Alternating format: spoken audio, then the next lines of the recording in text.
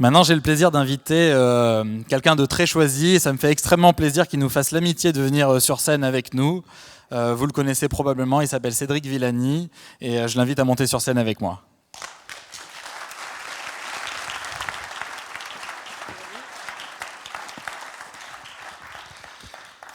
Cédric, nous avons un petit temps aujourd'hui sur DataJob pour discuter, pour parler. Je vais me permettre rapidement de vous présenter, même si j'imagine que beaucoup de personnes vous connaissent ici. J'ai dû faire des choix parce que tout n'était pas possible à présenter. Alors évidemment, vous êtes mathématicien, vous êtes enseignant-chercheur, vous donnez en ce moment des cours à l'IHES sur le transport optimal et la courbure de Ricci. Vous êtes à l'origine professeur à l'université de Lyon, Claude Bernard, et vous êtes membre de l'Académie des sciences. Votre travail est connu et reconnu internationalement. Vous travaillez dans l'analyse, la géométrie, la physique, la probabilité, et vos travaux vous ont valu plusieurs reconnaissances internationales, dont notamment la médaille Fields en 2010. Aujourd'hui, vous êtes le directeur de l'IHP, donc l'Institut Henri Poincaré, qui est un lieu de recherche, qui est un lieu d'accueil pour les mathématiques françaises, et vous préparez prochainement l'ouverture d'un musée qui va permettre au grand public de découvrir le monde de la science et le monde des mathématiques.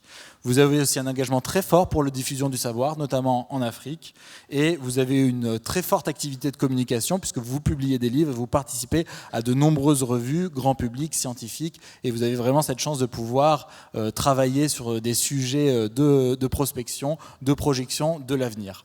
Alors on va parler aujourd'hui de Big Data. En quoi le Big Data, ça a un rapport avec les mathématiques ? Merci Jérémy pour la petite présentation. C'est un plaisir d'être ici à DataJob et c'est un bien de, qu'est-ce qu'on va dire, je suis très heureux en retour que vous ayez pensé à inviter quelqu'un qui est marqué vraiment comme mathématicien. Et sur en quoi data ça a à voir avec mathématiques, je vais donner plusieurs éléments de réponse. Premièrement, dans Big Data, il y a une question. Évidemment, il y a Big, l'intervenant précédent l'a dit. Big, ça devient galvaudé, on va finir par plus l'employer et tout ça, mais il n'en reste pas moins que vous avez de tels chiffres, de telles tailles de structures de données que vous ne pouvez pas juste utiliser votre intuition ou un programme standard pour les gérer. Et là, il vous faut quelque chose qui va puiser dans des recherches mathématiques. Il y a quelques jours, quand on distribuait les prix de thèse du monde, j'étais co-président du jury, il y en avait un qui avait une thèse en épidémiologie, il devait manier un tableur dans lequel il y avait 30 milliards de cases. 30 milliards de cases, vous ne pouvez pas tout bêtement juste faire les opérations comme ci, comme ça. Il vous faut des outils statistiques adaptés, des algorithmes adaptés. Ça, c'est la première raison pour laquelle mathématiques, ça va se mettre là, parce que mathématiques, c'est utilisé chaque fois que la taille des données, des objets qu'on étudie, que ce soit dans l'infiniment petit ou dans l'infiniment grand, est si contraire à notre échelle qu'on ne peut pas le faire avec l'intuition ou des recettes simples. Deuxième raison pour laquelle il y a de la mathématique dans la data, c'est que souvent, vous voulez faire des opérations un peu subtiles sur les données et quelque chose d'automatique et quelque chose d'assez intelligent. Exemple dont tout le monde a entendu parler, le challenge Netflix, on vous donne une grille de préférence, il y a des films, il y a des gens, ils préfèrent ceci, cela, on a une information incomplète. Comment compléter ? Au dernier congrès international des mathématiciens à Séoul, il y avait un conférencier plénier, Emmanuel Candès, une des stars mathématiques de l'intelligence artificielle, et il prenait ça en exemple. Et dans l'exemple qu'il traitait, qui était un petit exemple, il nous montrait comment, avec la bonne recette mathématique, on arrivait à compléter la grille exactement. C'était une vraie expérience. On avait demandé la matrice de préférence et reconstituer les données manquantes avec 100% de succès. Et évidemment, il y a une bonne recette mathématique. C'est pas du flair, c'était la bonne minimisation. Puis, un troisième aspect peut-être qui dira qu'il y a besoin de mathématiques, c'est que derrière les données, et assez général à toutes les statistiques, il y a toujours besoin d'un modèle. Sinon, vous allez droit dans le mur. Vous croyez, vous pensez une interprétation, mais en fait, ça pourrait être quelque chose de complètement différent. Un de mes professeurs à l'École normale supérieure, Ivar Ekland, très connu aussi pour ses travaux de médiation, aimait bien dire « la donnée ne parle jamais ». d'elle-même. Même si on la torture, la donnée ne parlera pas. On la triture, la donnée ne parle jamais d'elle-même, il faut trouver la façon subtile de la faire parler, et il utilisait parmi les exemples, il en avait des subtils, il y en avait un historiquement célèbre, et ça nous mène sur la question du lien entre données et modèles sous-jacents aux données à la statistique. C'était quand ce statisticien américain qui s'appelait Abraham Wald était chargé de répertorier les coups et blessures des différents avions qui revenaient du front, quoi.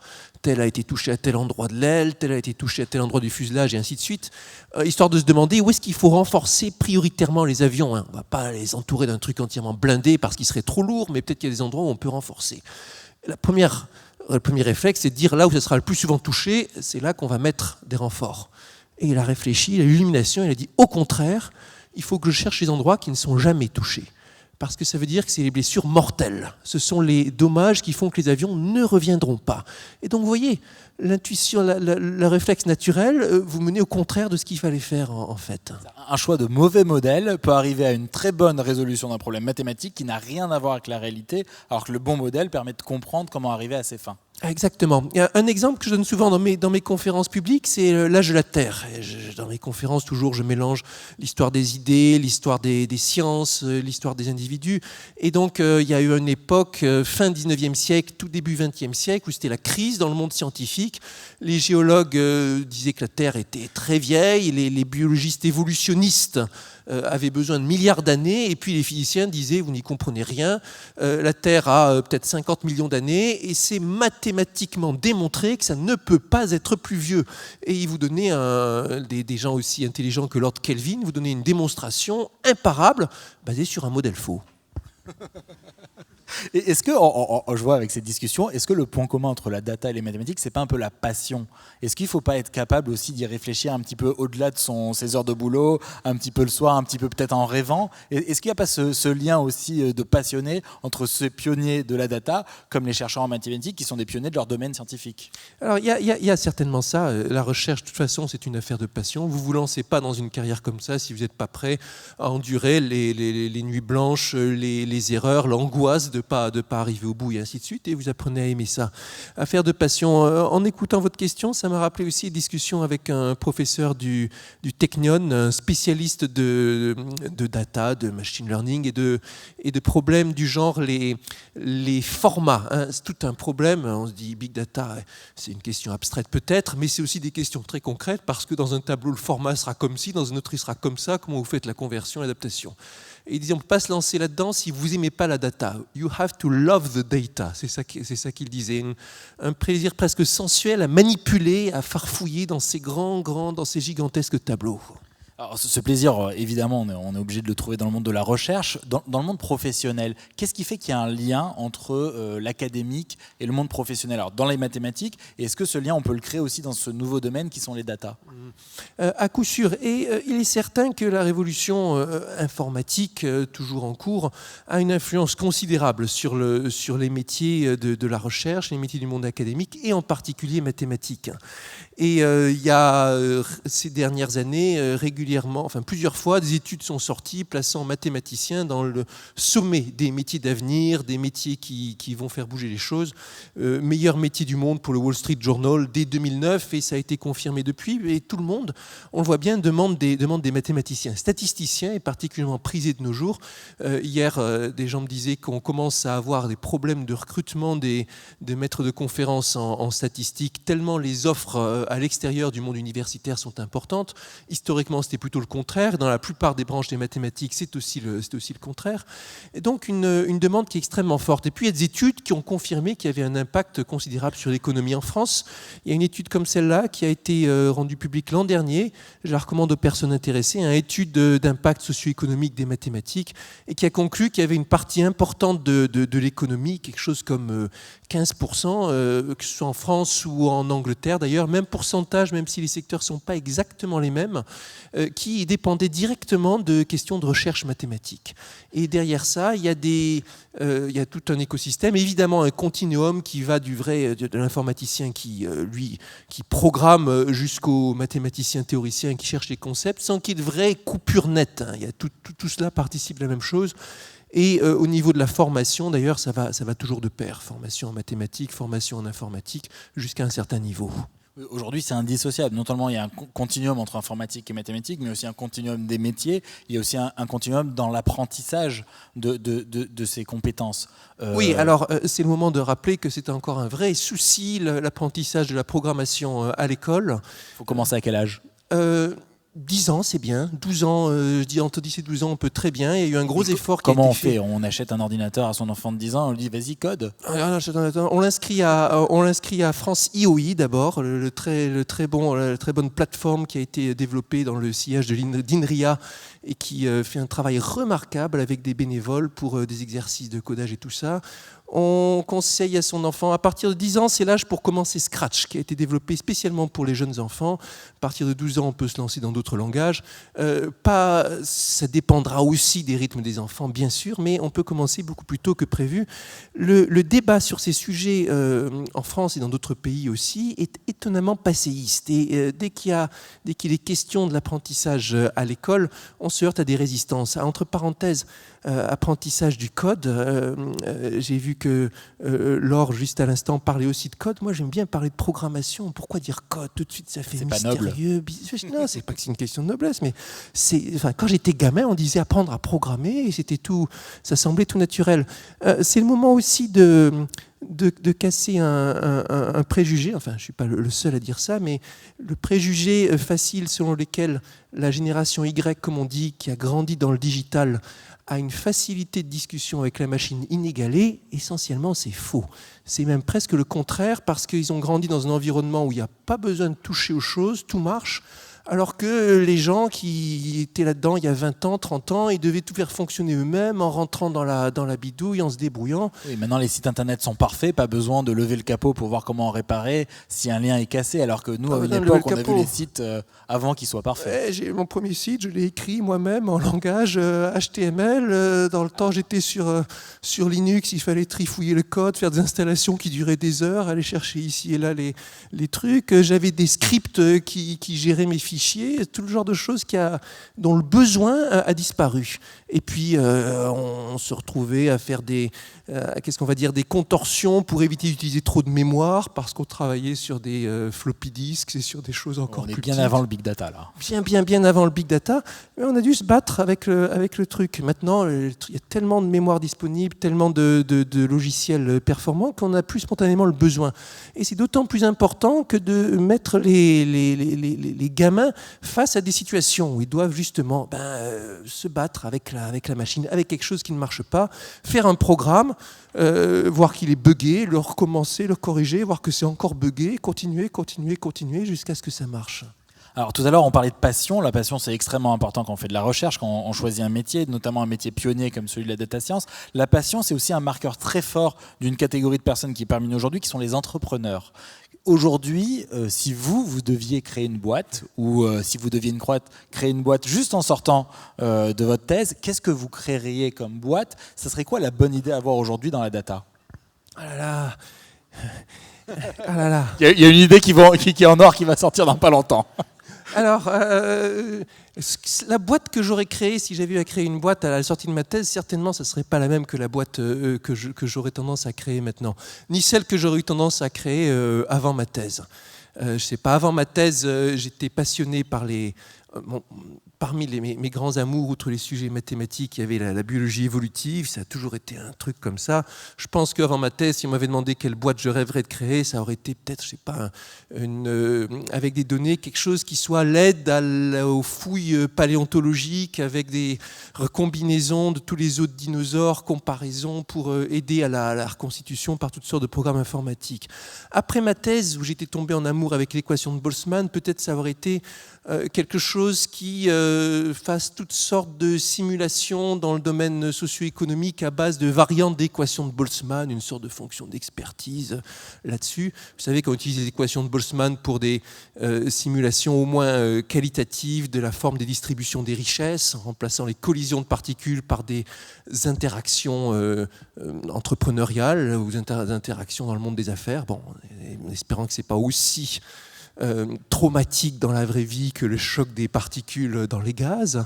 Peut-être maintenant, avec toute l'expérience médiatique que j'ai eue ces dernières années, ce serait plus quelque chose sur le lien entre le monde de l'université et le monde de l'entreprise et la société en général. peut-être que je ferai du coaching, qui sait. Là, je peux raconter aux gens, hein, j'ai vu toutes les situations possibles dans la communication grand public scientifique, y compris les pièges, les difficultés, les fois où je me suis fait instrumentaliser, les fois où c'est passé comme une lettre à la poste, les fois où ça a été le grand succès, à la radio, dans les journaux, à la télévision, je crois que j'ai tâté de tout. En fait, il faut avoir une compétence humaine qu'on ne nous apprend pas à l'école pour être capable de s'exprimer complètement en tant que mathématicien, en tant qu'entrepreneur de la data, en tant que data scientist. Ça, c'est comme tout dans la vie. Est-ce qu'on apprend à l'école? Est-ce qu'on apprend par la documentation, par la transmission? Est-ce qu'on apprend en le faisant? Et à coup sûr, on ne peut pas se passer de l'un ou de l'autre. Est-ce qu'en France, on a des chances de réussir de manière exceptionnelle? Alors, ou sur le plan individuel, est-ce que demain, il y aura des personnes qui sont peut-être physiquement avec nous et qui vont devenir de très grands entrepreneurs, des personnes, on les voit là. Vous nous les désignerez après un par un. Ou est-ce que la France peut devenir un champion à l'échelle de l'économie internationale? Quels sont les atouts de la France aujourd'hui? Qu'est-ce qu'on va dire? Premier atout de la France, une compétence en mathématiques qui ne se dément pas. Hein. La France, c'est le plus... Juste pour prendre l'indicateur des médailles Fields, c'est proportionnellement à la population, c'est le pays le plus titré au monde. Et si on regarde un indicateur c'est très absolu, incrémental, hein. Une médaille Fields et on repasse de 10 classements en avant ou en arrière, j'imagine. Ah non. En termes de nombre de médailles Fields, juste le nombre absolu, la France est le deuxième pays le plus titré après les États-Unis. Il y a dans l'ordre, c'est États-Unis, France, Russie, et après il y a un décrochage. Ensuite, ça doit être l'Angleterre. Et ça correspond aussi aux pays historiques. Les pays historiques des mathématiques, c'est France, Allemagne, Russie. L'Allemagne a été moins bien servie en médaille Fields, mais il y a des petits jeunes là qui arrivent qui sont incroyablement forts, qui vont s'occuper de combler le retard. Les États-Unis, c'est beaucoup plus récent. Ça date du milieu du XXe siècle et du moment historique, à peu près au niveau de la Seconde Guerre mondiale, où la science européenne passe en Europe physiquement. Hein. Il y a ceux qui se réfugient, ceux qui vont participer aux grands efforts de l'Amérique en guerre. Alors, aujourd'hui en France, la et data, aujourd'hui ça en peut France, donner une donc, médaille Fields. grand goût pour la mathématique. C'est pas que les médailles Fields, c'est tout un écosystème. Le mathématicien français à la côte internationalement. Hein. Grand goût pour l'abstraction, qui va bien avec le travail sur les données, le travail abstrait sur toutes sortes de concepts mathématiques.